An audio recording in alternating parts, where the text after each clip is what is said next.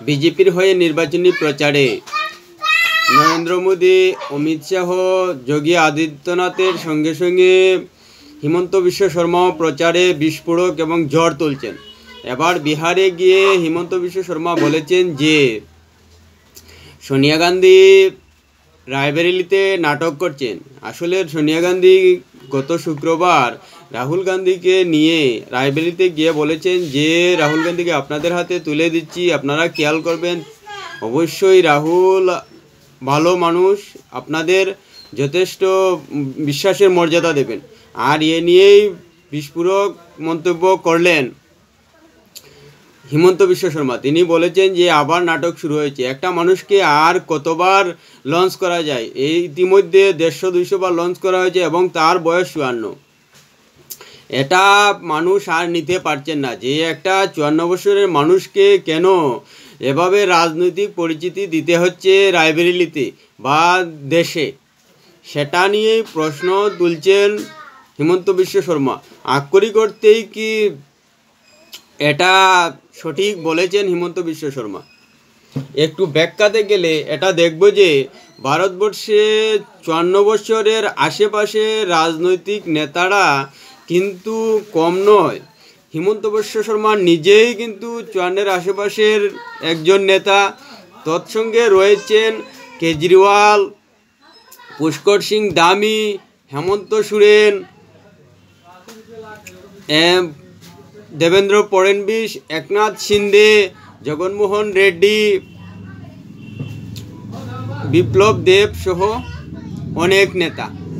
তারা প্রায় রাহুলের সমবয়সী, কিন্তু তাদেরকে তাদের অভিভাবক কখনো বলে দেন না যে জনগণের মাঝে আপনাদের মধ্যে ছেলেটাকে সঁপে দিলাম, দেখে রাখবেন, নিশ্চয়ই ভালো। তারা কিন্তু বিশেষ করে হিমন্ত বিশ্ব শর্মা, পুষ্কর সিং ধামি, দেবেন্দ্র ফডনবিস, একনাথ শিন্দে, জগনমোহন রেড্ডি, হেমন্ত সোরেন, কেজরিওয়াল নিজেদের ক্ষমতার জুড়ে, নিজেদের লড়াইয়ের মানসিকতার জুড়ে ভারতবর্ষের রাজনীতিতে প্রতিষ্ঠিত হয়েছেন।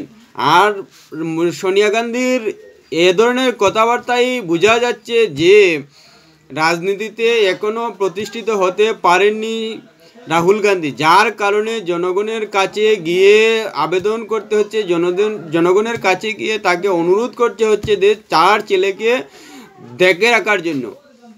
আসলে সোনিয়া গান্ধী এই কথার মাধ্যমে এটাই বোঝাতে চেয়েছেন যে রাহুল গান্ধী পরিণতভাবে বা রাজনীতিতে এখনও পরিণত নেই, পরিণত হননি, যার কারণে জনগণকে সঁপে দিতে হচ্ছে। এবং রায়বেরেলি সিট যে তাদের পরিবারের একটা আসন, সেটাকেও মনে করাইয়া দিচ্ছে সোনিয়া গান্ধীর এমন প্রতিশ্রুতি। এটা হাস্যকর এবং মজারই বলা যায়। একথা হিমন্ত বিশ্ব শর্মাও বলেছেন।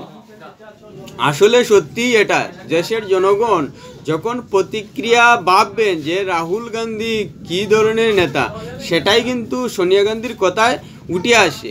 কেননা যদি রাহুল লড়াকু নেতা হতেন, লড়াই করে যদি ময়দানে টিকে থাকার ক্ষমতা থাকতো, তাহলে কিন্তু আমেথিতে হারার পরও ফের আমেথিতেই লড়তেন এবং রায়বেরেলিতে হয়তো প্রিয়াঙ্কা গান্ধী বা অন্য কাউকে বা গান্ধী পরিবারের কাউকে দেওয়াই যেত। কিন্তু রাহুল পরিণত মনস্কতা বা লড়াকু নেতা নয় বলেই রায়বেরেলি থেকে প্রার্থীপদ বা নির্বাচনে লড়ছেন। আর আমেথিতে হেরে গিয়ে লড়ার মানসিকতা না করে পালিয়ে গিয়েছেন, যেটা বিরোধীরা বলছেন। আসলেই রাহুল গান্ধী এখন বোঝা যাচ্ছে যে পালিয়ে গেছেন। যদি তিনি সত্যিকারের লড়াকু মানসিকতার নেতা হতেন এবং পরিণত মানসিকতা রাজনীতিতে হতো, তাহলে তিনি কোনো অবস্থায় আমেথি থেকে চলে যেতেন না। এটাই কিন্তু বার্তা যাচ্ছে মানুষের কাছে যে রাজনৈতিক নেতা রাজনীতির ময়দানে লড়াই না করে পালিয়ে যান, সে নেতাকে দেশের মানুষ কেন গ্রহণ করবেন, সেটাই কিন্তু বোঝাতে চেয়েছেন হিমন্ত বিশ্ব শর্মা নিজের বক্তব্যে। এটা সত্যি যে নেতা রাজনীতির ময়দানে লড়াই না করে এক আসন থেকে অন্য আসনে পালিয়ে যান, ব্যর্থ হয়ে সরে যান, সেটাতে দেশের জনগণ ভাবতে বাধ্য যে নেতা লড়ার মানসিকতা নিয়ে নিজের হারা আসনে লড়তে পারে না, সেখানে দেশের যখন নেতৃত্ব হিসেবে ব্যর্থতার সামনে আসবেন তখন কি তিনি পালিয়ে যাবেন বা সরে যাবেন?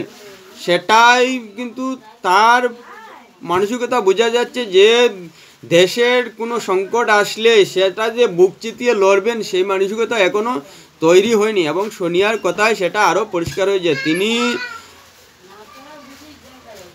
অন্ধ স্নেহে বা পুত্র স্নেহে যদি এরকম বলেও থাকেন, তবুও তার এরকম কথা বলাটা কোনো অবস্থায় উচিত হয়নি, এমনকি দেশের জন্য উচিত হয়নি। কেননা দেশের মানুষের কাছে প্রতিটা নেতাই এক একটা লড়াকু মানসিকতার, এবং দেশের মানুষ, দেশের ভোটার বিশ্বাস করেন যে যে কোনো সংকট রাজ্যে আসুক, দেশে আসুক, নেতারা সেটা উতরে দেওয়ার মতো ক্ষমতা রাখেন, লড়াই করার মতো ক্ষমতা রাখেন, এবং দেশকে শক্ত হাতে পরিচালনা করার মতো ক্ষমতা রাখেন। আর সেটা যে রাহুল গান্ধীর মধ্যে আসেনি, সোনিয়া গান্ধী সেটা রায়বেরিলিতে বলে দিয়েই পড়ুককে এটাই বোঝাতে চেয়েছেন, বা এটাই বার্তা যাচ্ছে। ভিডিওটি ভালো লাগলে অবশ্যই সাবস্ক্রাইব করবেন এবং কমেন্ট করবেন।